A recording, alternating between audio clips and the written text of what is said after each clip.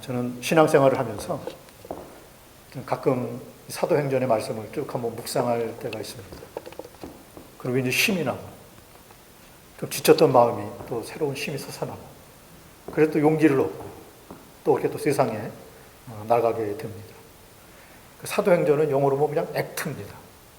그냥 이렇게 딱 문자로 적혀 있는 말씀이지만, 이 말씀 속에 깊이 있게 들어가셔서 보면, 이것이 역동적이고, 그냥 활동적이고, 성령께서 사람들의 마음속에, 또 무엇보다 초대교회 성도들의 마음속에 역사하실 때 그 사람들은 어떻게 행동을 했는가를 저희들이 자세히 볼 수 있기 때문에 그렇습니다.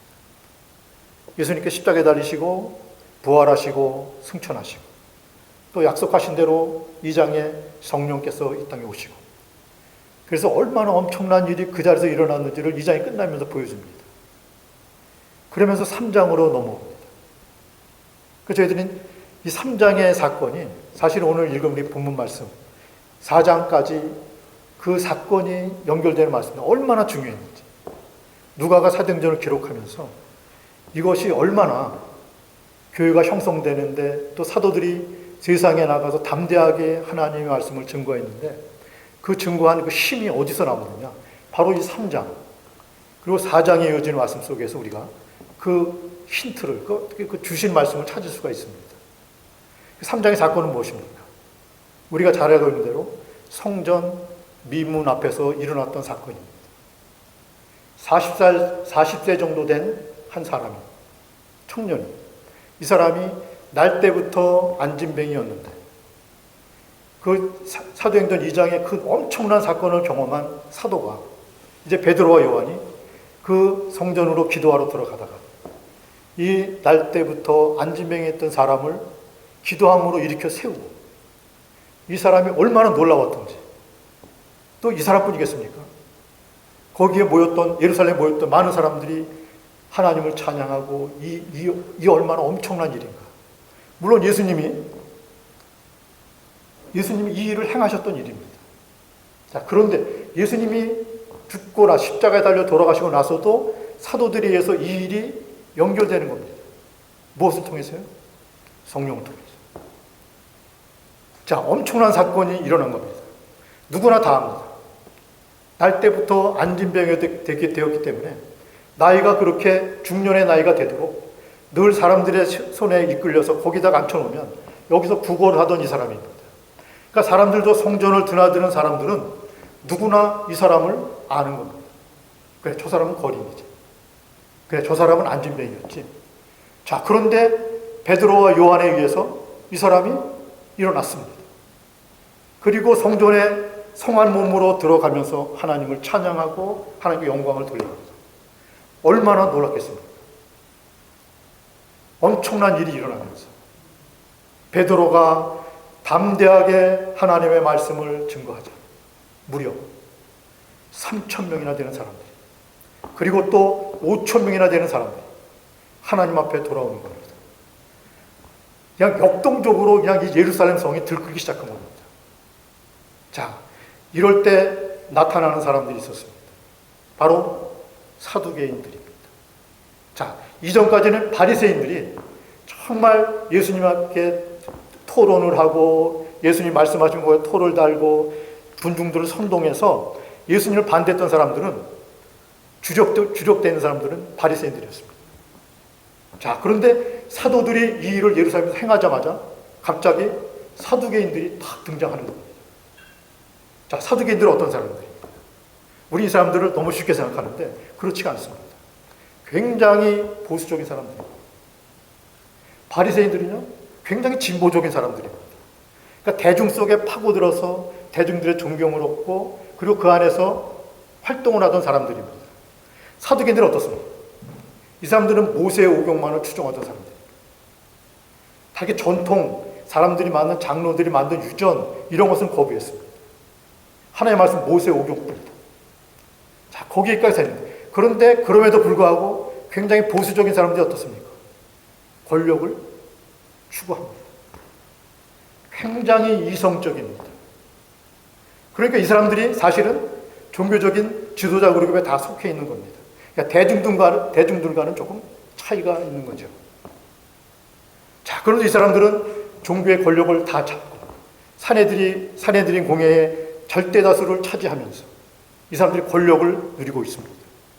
로마 사람들과도 타협을 하면서 성전에서 권세를 이어가는 겁니다. 자, 이런 상황 속에서 자, 바리새인들은 이제까지 예수님을 십자가에 못 박는데 앞장섰다면 이 사람들은 부활을 믿지 않습니다. 이성적인 존재이기 때문에 합리적인 사람들입니다. 영적인 존재를 믿지 않습니다. 부활을 믿지 않습니다. 그런데 예수님이 부활하시고 성령이 오시고 엄청난 일들이 예루살렘에 일어나니까 누가 급해진 겁니까? 자기네들이 지금까지 주장했던 자기들이 지금까지 누렸던 권세, 자기까지 지배하고 있던 예루살렘 성전이 흔들리는 겁니다. 그러니까 이 사람들이 이제 전면에 등장을 하면서 이제 핍박을 하기 시작하는 겁니다. 그러면서 이렇게 얘기를 합니다. 니네들이 도대체 무슨 자격으로 이 일을 행하느냐? 너희 도대체 무슨 권세를 가지고 병자들을 이렇게 세우고 하나님의 말씀을 증거하고 이러느냐는 겁니다. 그런데 이 사람들이 가만히 보니까 증인이 다 있습니다. 안진뱅이였다가 일어난 그 증인이 바로 여기에 있는 겁니다.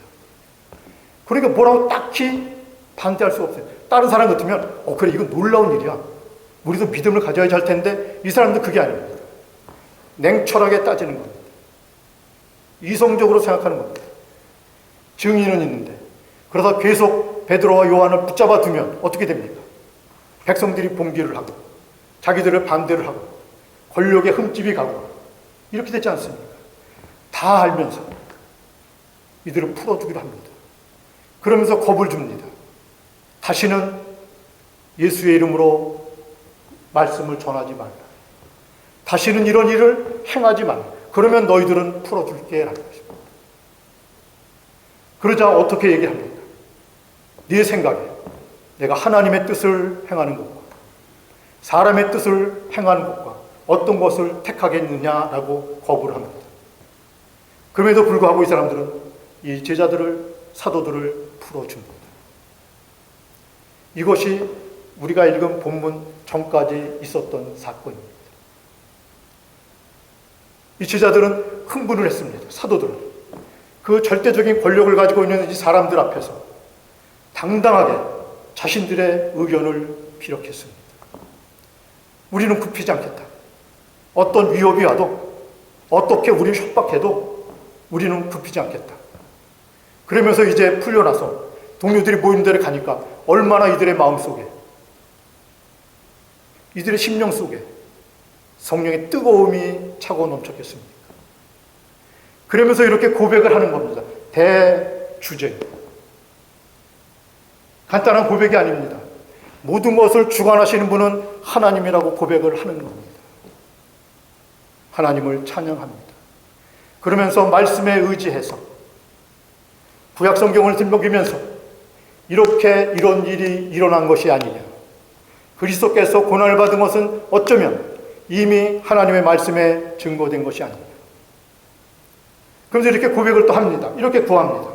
하나님, 이 모든 뜻들을 바라보시면서 굽어 살펴 주십시오. 저희들이 더욱 담대하게 하나님의 말씀을 증거할 수 있도록 저희들을 붙잡아 주시옵소서. 라고 기도를 하니까 그것이 진동을 하면서 2장 1절에 나타났던 성령의 역사가 다시 한번 이곳을 진동시키면서 모든 사람들이 성령이 충만해서 하나님의 말씀을 증거했다라는 겁니다. 이것이 우리가 읽은 본문의 말씀입니다. 우리들은 때로는 사두개인들을 조금 쉽게 생각할 수가 있습니다. 사실상 사두개인들은 이때 이후로 그리고 예루살렘이 AD 70년에 망했을 때 이 사람들은 다 사라졌습니다. 왜 그렇습니까? 자신들이 가지고 있던 모든 권력 기반이 완전히 무너져 버렸습니다. 이 사람들은 역사 속에서 사두개인이라는 이름을 다시는 부를 수가 없게 되었습니다. 모두 사라졌습니다. 그런데 이게 끝일까요? 그렇지가 않습니다. 기독교 역사가 2000년이 계속 지나오면서 사두개인들이 주장했던 이 사상들, 계속 기독교 안에서 기독교를 좀먹고 겁박을 하고 무너뜨리고, 그래서 기독교가 타락을 하고, 바리새인들은 그렇게 큰 영향이 없습니다. 왜냐하면 이 사람들은 진정으로 부활을 믿고 영적인 존재를 믿고 정말 진지하게 하나님 앞에 서려고 노력했던 사람들입니다. 그런데 사두개인들의 이 사상은 사실은 그렇지가 않습니다. 이 미국 땅에 19세기부터 20세기 초에 이런 철학 사상이 번져나가기 시작했습니다. 바로 실용주의라는 것입니다. 실용주의. 자, 이게 바로 사두개인들이 얘기했던 바로 그 얘기입니다. 실용주의. 영적인 세계보다는 물질적인 세계를 추구하고 나 중심으로 생각하는 겁니다. 미국에 살면 누구나 다 그러지 않습니까? 내가 중요한 겁니다. 나에게 유익이 되면 타협을 하는 겁니다. 나에게 불리하면 진리가 있는데도, 분명히 증거가 있는데도 불구하고 물러나는 겁니다. 우리는 이런 얘기는 많이 들으셨을 겁니다. 예수님은 우리가 행복하게 살기를 원해서 택하셨다. 자, 거기에는 뭐가 깔려 있습니까? 내가 들어가 있는 겁니다. 물론 행복하게 살아야죠. 즐겁게 살아야죠. 그러나 기독교 진리는 사실은 그것은 아닙니다. 하나님의 말씀에 순종하는 삶을 살아가는 것이 뜻이지, 우리가 개인적으로 행복하게 사는 게 하나님 우리를 부르신 목적일까요? 그렇지 않습니다. 그런데 우리는 우리도 모르게 이것이 다 들어와 있습니다. 어떤 사상이요? 사두개인이 가졌던 그 사상입니다. 실용주의적인 사상입니다. 미국에 살면 더 크게 다가옵니다. 왜냐하면 개인주의가 난무하는 시대를 살아가기 때문에 그렇습니다. 이 실용주의 사상은 이렇습니다. 어떤 절대적인 진리를 추구하지 않습니다. 어떤 행동을 추구합니다. 행동, 살아가는 것. 그래서 저희는 전에 한번 이런 말씀을 나눴던 적이 있습니다. 학교에서 나눴던 말씀인데, 사실 이런 겁니다. 우리는 지금 큐티를 굉장히 중시합니다. 큐티. 말씀이 딱 적혀 있으면 이거를 그날 때 적용을 시켜서 이거를 내가 어떻게 하나님 말씀을 적용하면서 산다, 막 이거에 굉장히 초점이 맞춰져 있습니다. 거기서 더 앞으로 막 나가면 어떻게 되는지 아십니까? 이 말씀이 나와 상관이 없으면 진리가 아닙니다. 왜냐하면 적용을 시켜야 되는데, 어떤 말씀은 내 삶에 적응이 안 되는 말씀이 얼마나 많은지 모릅니다. 그냥 그 말씀 자체가 진리인데, 개인적으로 이게 쉽게 막 들어가다 보면 여기에 빠져버릴 수가 있다는 것입니다. 나에게 어떻게 적용될 것인가? 사실은 절대적인 진리를 사실은 이 실용주의는 반대를 합니다. 절대적인 진리는 없다고 생각을 합니다. 이것이 바로 지금 우리를 무너뜨리고 하고 우리에게 협박을 하고 우리를 진리에서 떠나게 하는 아주 강력한 세력이라고 볼 수도 있습니다. 우리도 모릅니다. 우리는 사실 이 당시에 사두개인들이 사도들에게 겁박을 하고 위협을 했던 실질적인 그런 위협은 받지 않습니다. 특히 미국에 살면 아직도 그런 지역도 있습니다. 선교 현장은 그런 지역도 있을 것입니다. 그럼에도 불구하고 전에처럼 그렇게 직접적인 피해를, 위협을, 겁박을 주는 그런 상황은 그렇게 많지 않습니다. 그런데 무엇이 우리 기독교를 이렇게 만들까요? 바로 이 사두개인들이 처음 가졌던 이 생각입니다.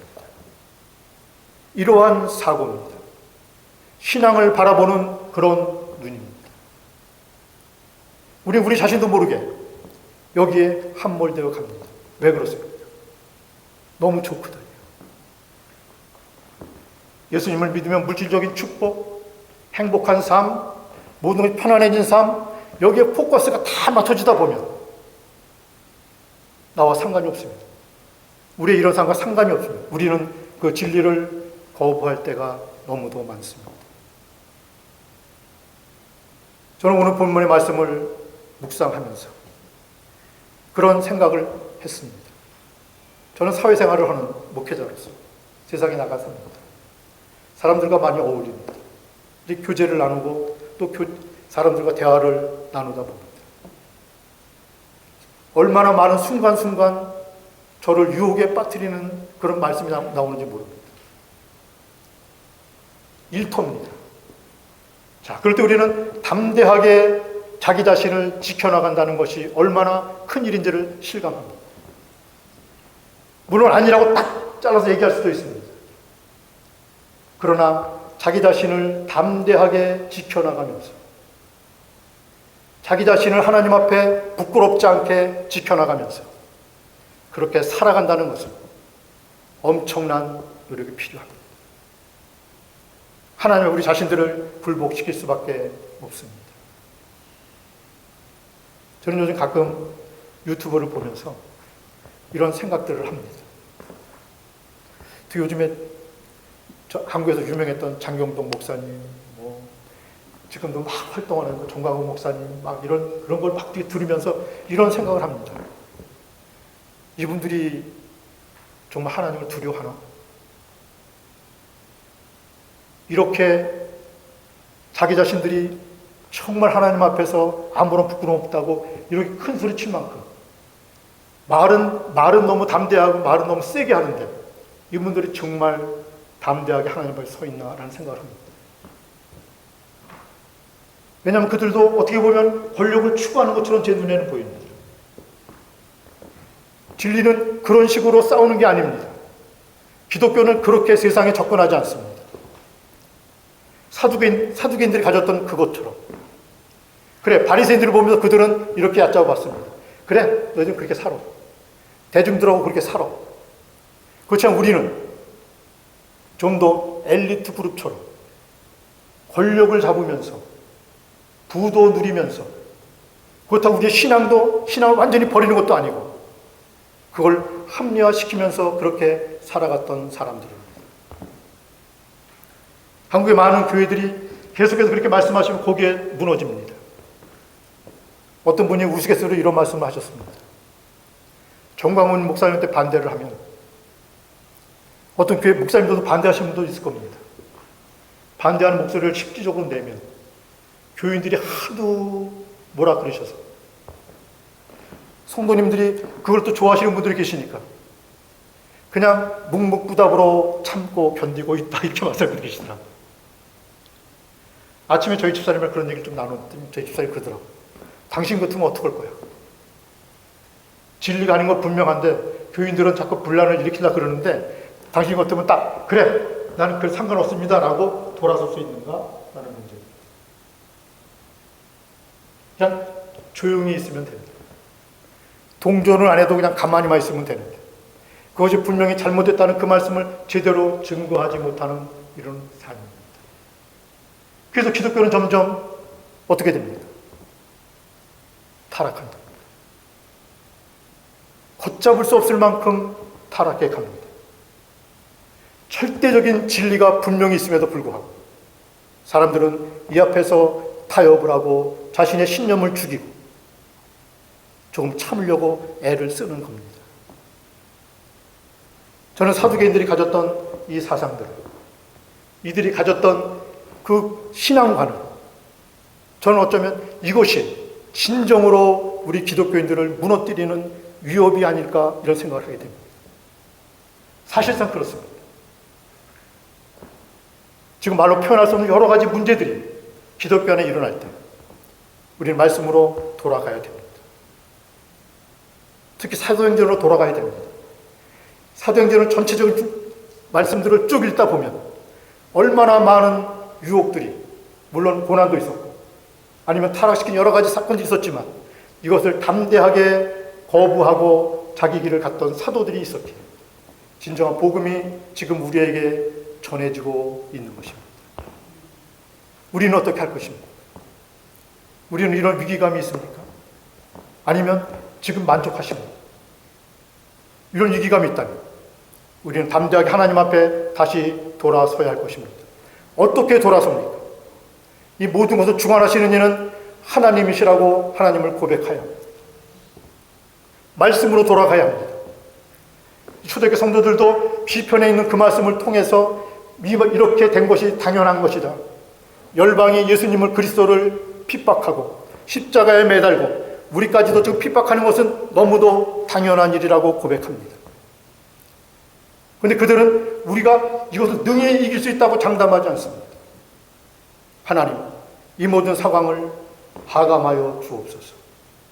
우리를 보살펴 주옵소서. 왜냐하면 우리는 이것을 능히 견딜 수 있는 힘이 없습니다. 우리는 연약한 존재입니다. 그러니 어떻게 합니까? 하나님 앞에 나아가야 합니다. 하나님 어떻게 하십니까? 우리에게 능력을 주시옵소서. 말씀을 증거할 능력을 주시옵소서. 하나님의 표적을 보여줄 수 있는 능력을 주시옵소서. 그러면 어떻게 됩니까? 우리 자신들이 이렇게 하나님 앞에 온전히 무릎을 꿇었을 때 성령의 충만함을 경험하게 될 것입니다. 성령의 충만함은 바로 그런 것입니다. 우리를 담대하게 만드는 힘을 줍니다. 우리는 연약한 존재입니다. 어떻게 우리가 이 모든 유혹들을 견디고 이겨나갈 수가 있습니다. 특히 우리는 물질적인 세계 가운데 살고 있습니다. 물질의 지배를 받으며 살아가고 있습니다. 그래서 어떻게 매 순간 닥쳐지는 이 모든 상황 가운데서 하나님의 뜻이 아니면 거부할 수 있고, 하나님의 뜻이 아니면 이것을 어떤 유혹이 닥쳐도, 물질적인 유혹이 닥쳐도, 세상의 어떤 힘에 대한 유혹이 닥쳐도 이것을 거부하고 하나님 앞에 겸손히 무릎을 꿇을 수 있습니다. 성령의 충만한 힘이 우리를 능히 그렇게 만들어갈 수 있을 것입니다. 성령은 그런 것입니다. 사람들은 성령에 대해서 오해를 합니다. 성령이 충만하면 마치 무엇인가를 크게 막 이뤄가고 한다고 생각합니다. 그렇지 않습니다. 성령은 우리를 담대하게 만드는 그 힘입니다. 우리가 그 힘에 의존할 때 우리는 이 험한 세상 가운데서 우리 자신들의 믿음을 지키며 그렇게 살아갈 수 있을 것입니다. 밖에 나가서 하나님의 말씀만 막 증거한다고, 큰 소리로 막 증거한다고 그것이 담대하게 전하는 것은 아닙니다. 우리가 목소리가 없을지라도, 늘 잔잔한 호수같이 우리가 우리의 일상을 살아간다 할지라도, 우리의 일상 속에서, 가정에서, 일터에서, 만나는 사람들과의 교제 가운데서 담대하게 자신을 지켜갈 수 있다. 우리는 능히 하나님 앞에 온전히 섰을 때 착하고 충성된 종이라는 칭찬을 받게 될 것입니다. 모두 그런 삶을 사시는 여러분들 모두가 되시길 주님의 이름으로 축원을 드립니다.